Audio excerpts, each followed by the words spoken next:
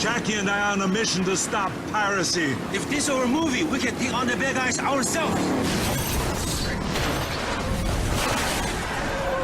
But this is the real world. We need your help. When you buy pirated movie and music, you support criminals. Now these criminals are counterfeiting other things, like electronics and medicine. Take action. Demand the real thing. Help us stop piracy. Let's terminate it. If you buy bootleg videos or download illegal copies from the internet, how are the people who bring you the movies supposed to pay for my glasses, get health insurance, and pay off my student loans? Because the movies we love are the work of hundreds of people. Not just the actors you see on screen. Or directors. But cameramen, script supervisors, fire safety officers, costumers, and countless others. Yeah! With your support, we'll all keep on working. Is it a good thing or a bad thing that it's becoming harder, maybe impossible, to encapsulate information in discrete units and sell them? The simplistic answer, the answer that you get from Hollywood and the recording industry, is it's a disaster. The worldwide motion picture industry lost $18.2 billion to piracy in 2005. Internet piracy alone cost the industry $7.1 billion. The people running America's movie studios know that if they don't do something, and fast, they could be in the same boat as the record companies. What's really at stake for the movie industry with all this piracy? Well, I think, ultimately our absolute future. Peter Chernin runs 20th Century Fox, one of the biggest studios in Hollywood.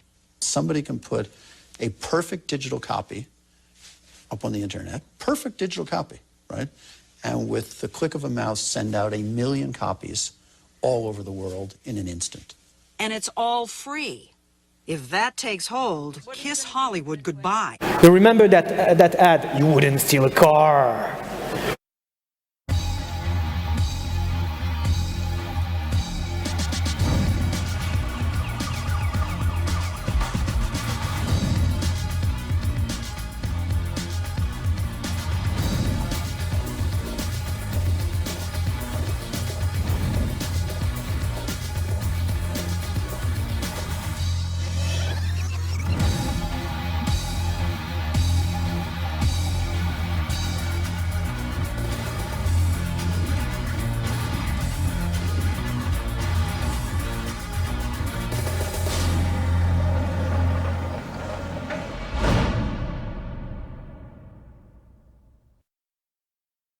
Well, it is approximately at the beginning of every DVD.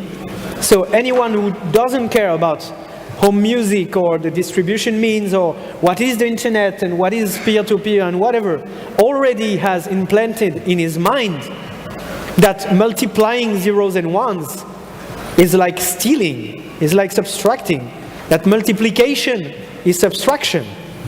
So the evil ideas of our opponents are already planted in the minds. It's one of the great ironies that our enemy in this is our consumer, and one of the rules that anybody in marketing knows is not make an enemy of your customer. We have no choice, because frankly, when the music is being consumed for free, they're no longer customers that we can look after, nor customers that we want. It is ridiculous to believe that you can give product away for free and be more successful. I mean, it defies the laws of nature. Would a clothing store give all their clothes for free? A car dealership give all their cars for free? Of course not. Now, it doesn't mean you don't do some promotions and you don't use advertising creatively, but nobody can make, if they don't make a profit in this world, they're out of business. That's just the laws of human nature. I don't think that's the whole truth, because I don't think they would earn much more money without people downloading. Just trying to keep on making money by selling a small plastic disc with information on them is obviously something that won't last. But they have to find new ways. So there were like hundreds of really creative people, and if they think, they can find out new ways. File sharing is not a problem, it's an opportunity. There's a Chinese proverb saying that when the winds of change are blowing, some people are building shelters and others are building windmills. It's analogous to the complaint that was made against the video cassette recorder. 20 years ago, 30 years ago, when the industry did exactly the same crybaby act and said, you know, people recording films off television is going to put us out of business. Well, it didn't. It actually created another revenue stream, and they were able to sell video cassettes at the same time as people taped off air. If you're talking about the distribution of cultural material, of music and cinema, well, there is a long history of whatever the incumbent industry happens to be, resisting whatever new technology provides. Cable television in the 70s was viewed really as a pirate medium. All the television networks felt that taking their content and putting it on cables that ran to people's houses was piracy, pure and simple. The video recorder was very strongly resisted by Hollywood. There were lawsuits immediately brought by the movie studios who felt, in fact, who said publicly that the VCR was to the American movie industry what the Boston Strangler was to a woman alone.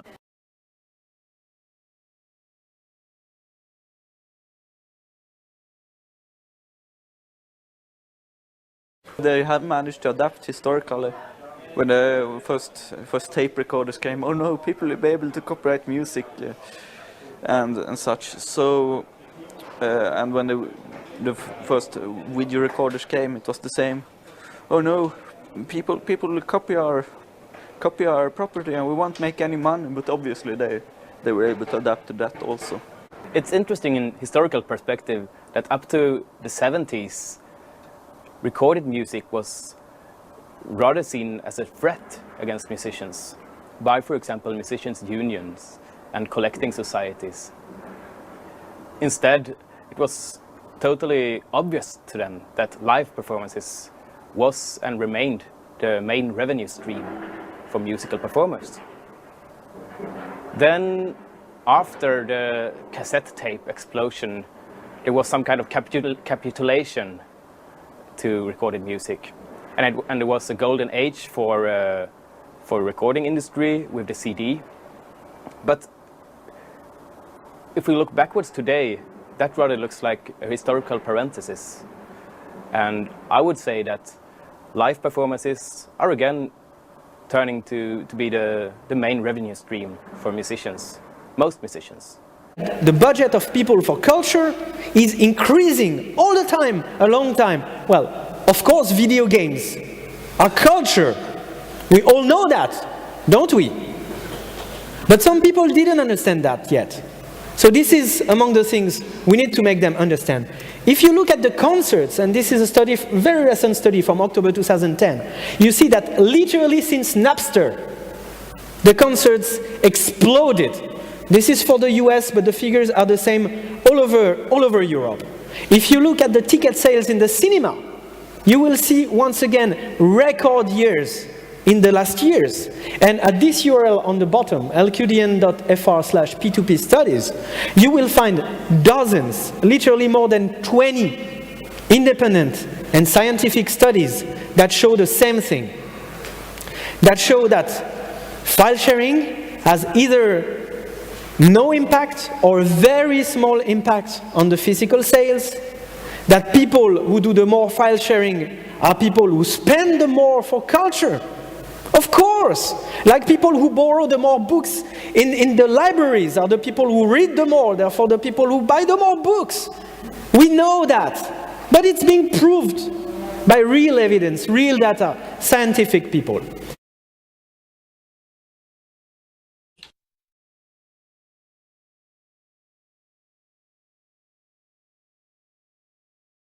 One of the main battlegrounds in law, in technology now, is the extent to which it is possible to exclude people from information, knowledge, and cultural goods.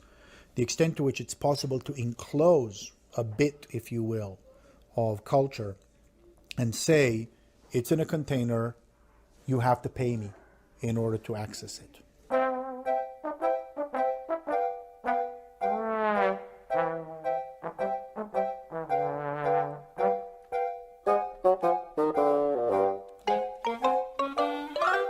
You can make something property if you can build a fence for it. You can enclose something if you can build a wall around it. In the American West, the rangeland was free and all could graze it because it was too expensive to fence it. Barbed wire changed that, and you could turn it into property. Culture came in these boxes. Control came naturally as part of the process of the existence of the medium itself. There's a thing, a book, a record, a film, that you can hold on to and not give somebody else, or you can give it to them. And the whole payment system was built around, do I give you this unit of information or don't I give it to you? And that was how the whole model of copyright was built from the book on up.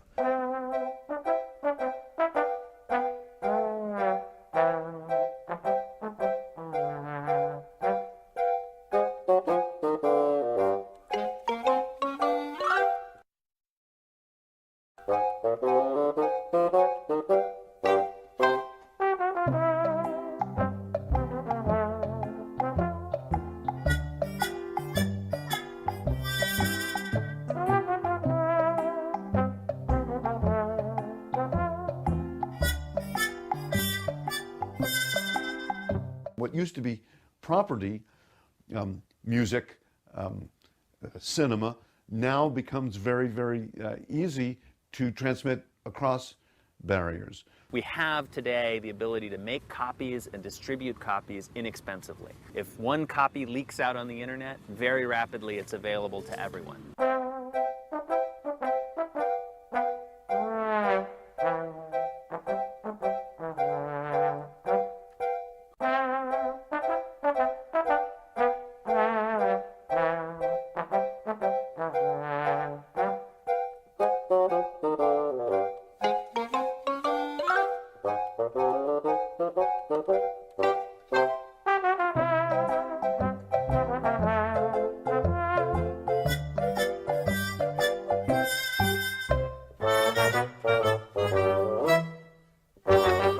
Radio, television, newspapers, film. At the heart of all of them, there is a very clear distinction between the producer and the consumer.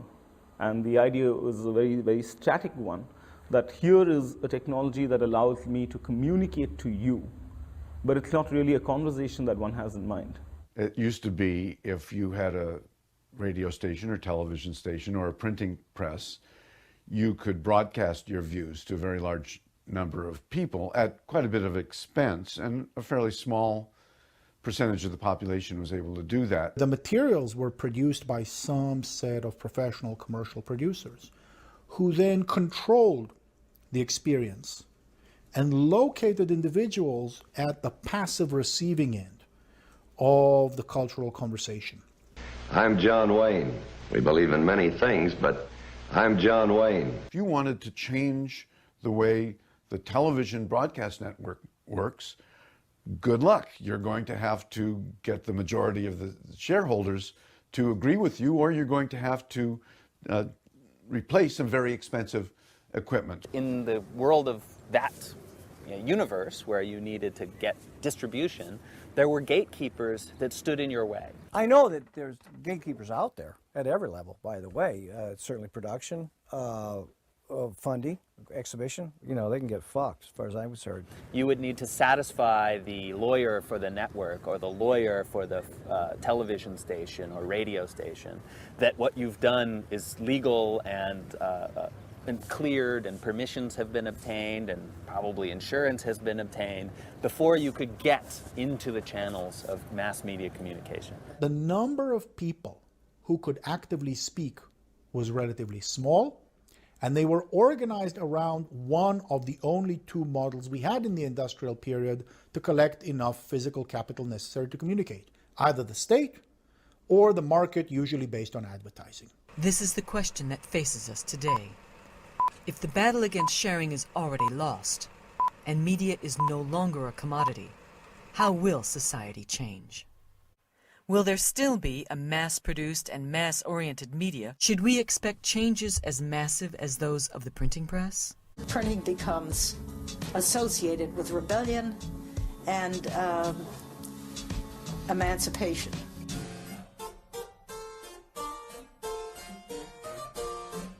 All of the emerging nation states of Europe made it very clear that they would control information flows to the best of their ability. The printers were the ones who were hunted down if they printed the forbidden text.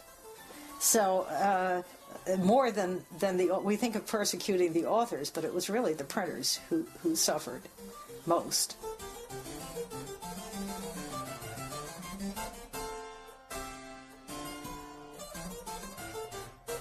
The basic idea of censorship in 18th century France is the concept of privilege or private law.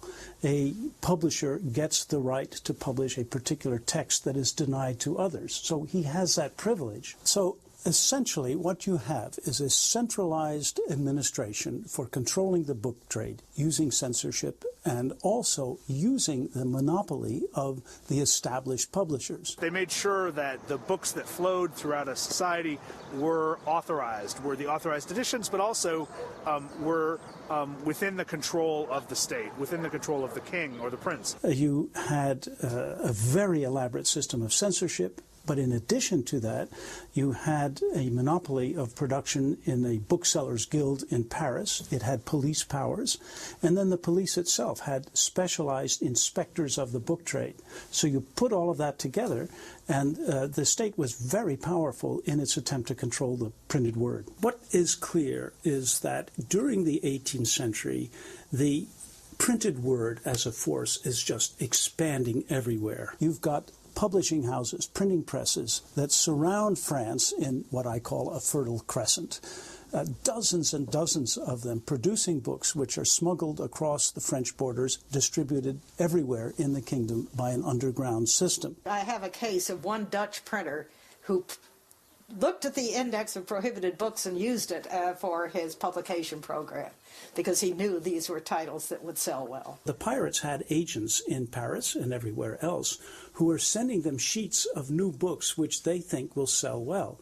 The pirates are systematically doing, I use the word, it's an anachronism, market research. They do it, I've seen it in hundreds and literally thousands of letters. They are sounding the market. They want to know what demand is. And so the reaction on the part of the publishers at the center is, of course, extremely hostile. And I've read a lot of their letters. They're full of expressions like buccaneer and private and people without shame or morality, etc. In actual fact, many of these pirates were good bourgeois in Lausanne or Geneva or Amsterdam, and they thought that they were just doing business. After all, there was no international copyright law, and they were satisfying demand. Those whose permission was required are resisting this transition because control is a good thing to get if you can get it. The control that used to reside in the very making of the artifacts is up for grabs. Everybody is pirating. It's understandable. Your business model was always based on creating copies, distributing copies, controlling the distribution of the copies, and now everybody else invented that great machine that is a copy machine, that is called the internet. Therefore, everybody is an obstacle to your business. Everybody is a pirate. It's not a question of right or wrong anymore. People will do what they want to do in order to get what they want. What's the line about behind every great fortune lies a great crime? So the guys who started this business all cheated somebody to get there, and so now they're being cheated. One of the really important characteristics of the internet is that it's extremely decentralized, and that the services on the internet are invented and operated by other network users. The network is built so that there's nobody in charge, that everybody has control over their own communications. In relying on the internet, society was bringing into its very center a machine whose primary function was the reproduction and distribution of information. It's an inherent function of the networks that we use today that this data is stored and copied, stored and copied. Normally transient, normally very fast, in milliseconds, microseconds. Specialized pieces of equipment such as switches, routers, hubs, etc. do this all in the blink of an eye. But it's the way networks work. What ARPA's engineers had produced was the blueprint for a massive copying machine without master, which would grow at a fantastic rate into today's internet. So this entire area is bristling with information transfer of one type or another. For instance, the local council, Tower Hamlets and Hackney, we're sort of on the border here, have some of the surveillance traffic and security cameras linked via wireless networks themselves. The spectrum environment is getting very dirty or noisy. Every single packet that flies through the multitude of wireless networks and through the internet is listened for, stored in memory, and retransmitted, i.e. it's copied from one what's called network segment to the next. Now, our media environment now, our media ecosphere now is so broad, so large, that you cannot contain information very easily anymore. You cannot stop or censor information or stop the transmission once it's out there. It's like water through your hands. It's like trying to stop a dam from bursting. I would say right now we are likely in range of wireless microwave radio transmissions that are most likely breaching some sort of copyright law right at this moment. Whether you're using a sort of long-lost peer-to-peer system like the original Napster, or you're using Nutella, or you're using BitTorrent, the principle here is that you are actually engaging in internet communication as it was originally designed.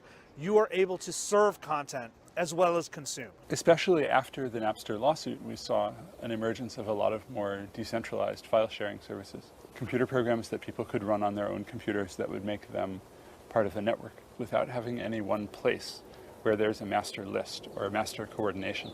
What this means is that, in fighting file sharing, the entertainment industry is fighting the fundamental structure of the internet.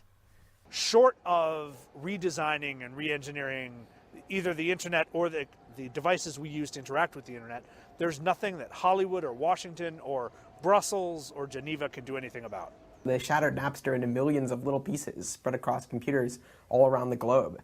And now, if you want to shut it down, you have to track down every single one of them and turn it off. And they just can't do that. They send out letters every month trying to shut down a couple here and there, but it just doesn't work. There are just too many. It's out of the bag now. Once it's that far distributed, it's really going to be hopeless. You can sue people forever. You can sue a handful of college students, university students in the United States. You can sue the investors of Napster, in Napster. You can sue the company that provided the software for Kazaa, but it doesn't shut anything down. We recognize and we know that we will never stop piracy. Kazaa lost a big case in the United States in the Supreme Court. Kazaa and Grokster and a set of other companies. So those companies no longer operate, but the network still works. In other words, the interface is still installed on millions of computers and people still use them. Never stop piracy. The music industry, if they want to stop file sharing, there's no central computer for them to go to and shut it down. They have to go all the way to the ends of every wire. They have to snip all the cords across the globe. The files have been shared. There's no way back. You can't. It's not about shutting down BitTorrent. It would be about confiscating everyone's hard drives. The files are out there. They have been downloaded. They're down. There's no up anymore. They're all down. Never, never, never. There's nobody you can go to and say, shut down the file sharing. One can always try to create artificial boundaries, technological boundaries, which prevent us from sharing files, prevent us from sharing music, etc. But how do you create a wall or a boundary against the very basic desire of sharing? I think the war on piracy is failing for social reasons. People like to communicate. People like to share things. People like to transform things. And technology makes it so easy that there's no way of stopping it. The new generation is just copying stuff out of the internet. It's the way they were brought up. they started with Napster or whatever, music is free to them. They don't consider music being something you pay for. They pay for clothes, they pay for stuff they can touch. Intellectual property is, what the fuck is that? Never bought a piece of music in my life. We don't think it's illegal because everyone's doing it. We can't really be blamed for just downloading something that's already on the internet. Yeah, people think it's legal because it's like copying like without the copyright or something. If it's a crime, why put it on there? The fundamental urge to copy has nothing to do with technology. It's about how culture is created. But technology, of course, changes what we can copy, how quickly we can copy, and how we can share it. What happens when a copying mechanism is invented? And you can take the printing press or you can take BitTorrent. It shapes people's habits. It gives people completely new ideas how they could work together, how they could share, what they could relate to, what their lives could be. There's no way that an absolutist political system can totally suppress the spread of information. New media adapt themselves to these circumstances, and often they can become even more effective because of the repression. Why should improvements in our capacity to copy be linked to social change?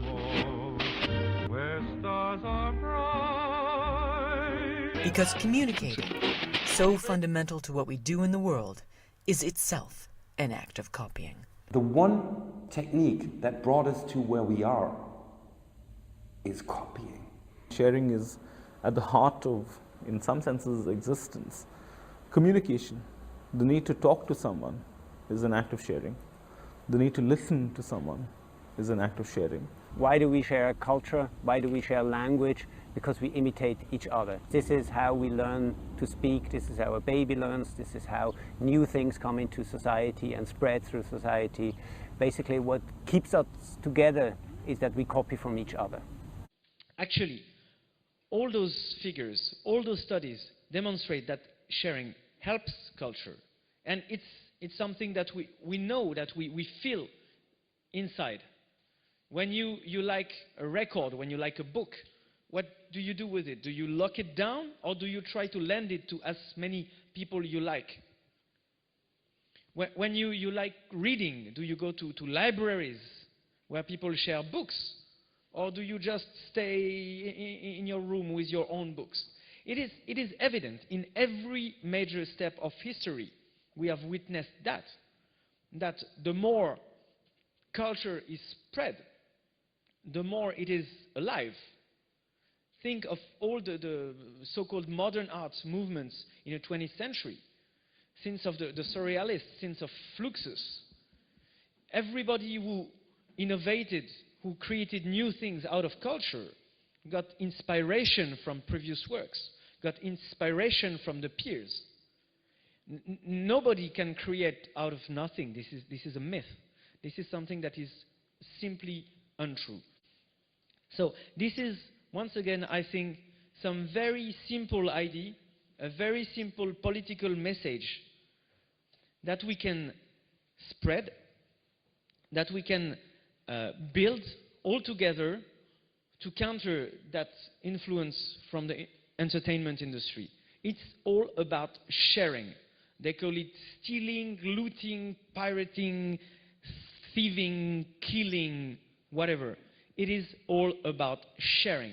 And there is no culture without sharing. So, this is what we need to make everyone understand. Not only the policymakers, but everyone. Sharing helps culture.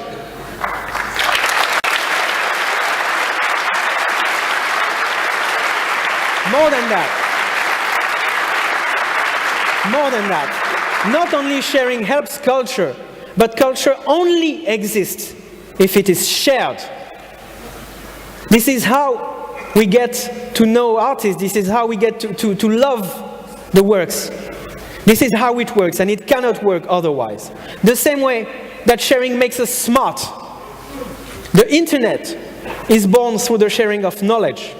Free software, Wikipedia, are born through sharing knowledge and information. Computer security, cryptography, comes from sharing knowledge. The languages we speak come from sharing knowledge. So at this stage, we have to make it very clear. This is the message we need to convey. Sharing, for Christ's sake, as a US citizen would say. Sharing, it's all about sharing. And this is what we stand for. This is what we are doing. And this is what we need to continue to do for society to, not to look exactly like this, but for our society to work better. We have global issues to address right now, whether it's in the financial, the environmental, the energetic sides. How can we address those global issues if not by sharing information, sharing knowledge, and sharing the power to decide? So this is one core thing to do at this stage. Music didn't begin with the phonograph, and it won't end with the peer-to-peer network. Chipmunk, circular, fuck it, ice kid, little D, SQB, we up K, we up suits all day long, it's nothing, we up just, we up cats, everyone. Alright, listen. And I couldn't give a shit if you're older. This younger's way colder. Give it 10 years, then I'ma be known as a veteran older. I swear down, we'll stay colder. So don't try and tell me you're older. You can be older, I'll be more music. Mixtape promos, everything's out there. So don't try and tell me I don't do this. The panic of the movie industry and the music industry is that people could actually start to produce, and that file sharing networks, file sharing technology enables them to produce stuff. I do this, I'm colder, better than most that are older. I take out any that are younger. Listen me, are you dumb? You're an idiot. You'll never get this chip off your shoulder. This kid's colder than you were when you were this age. Your whole Europe will contest with this page. Please don't play. Why you done said that playtime's over? Playtime's over. Playtime's over. Kids year 6 up in a playground soldier. Them days were Liverpool and Liverpool G, but now everything is colder. Now it's content flows and everything. Mixtape promos, everything. Won't you name your favorite MC? I write the 60, make him look like anything. People have lamented much the death of the author. What we're witnessing now is far beyond. It's the becoming producer of former consumers. And that suggests a new economic model for society. Why? Because I'm going on show. I move fast, we never win on show. Like your TV out for the ratings, but my TV out for the dough. In the air, that's show. Hey, what we're going on show? So you put man pay me a bill, no less. I put the bite of one down the show. No. It is not so much the fact that the Phantom Menace is downloaded 500 times or 600 times, etc. Yeah, of course there is, an imaginary specter of economic loss that informs that. But the real battle or the real threat lies in a shift in the ways that we think of the possibilities of ourselves as creators and not merely as consumers.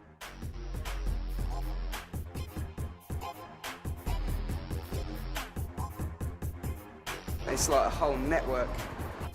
This is a song that I've given out, and I've let people download it, and they can download it, do what they want. I've made a blog about it saying, oh look, DJs, you can play this where you want. Like there's this guy in Brooklyn, and he's just done a remix of it, just like, it's totally different to what I thought, but he's just this guy from Brooklyn, and I really respect that in him, that he came back to me and he said, look, and it's going on his mix album. One of the things that intrigues me tremendously about the proliferation of material that's out there in the world for people to grab is the potential creation of millions of new authors.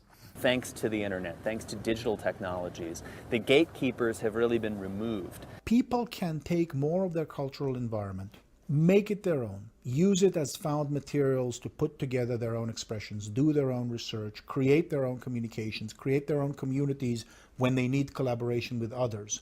Rather than relying on a limited set of existing institutions or on a set of materials that they're not allowed to use, without going and asking, please, may I use this? Please, may I create? Basically, in terms of samples, not many people go out of their way to clear samples. Then right about now, like I've got the things on the fruity slicer, like it's on different keys, so it's just different parts of the sample. Like this is just some Turkish tune I don't even know who's by. Like it's just some random sample.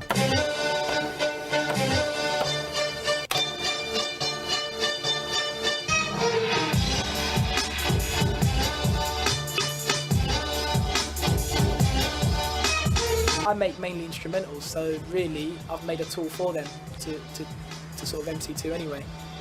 It's good that people are ruthless enough to use another person's tune and record themselves like spitting bars over it. Look, I'm taking over now, but then the game says 2-3 October now. I'm fucking it up, listen to over now. I'm setting the pace, how you gonna slow me down? Look, it's over, clown, I got the skippiest flows in town.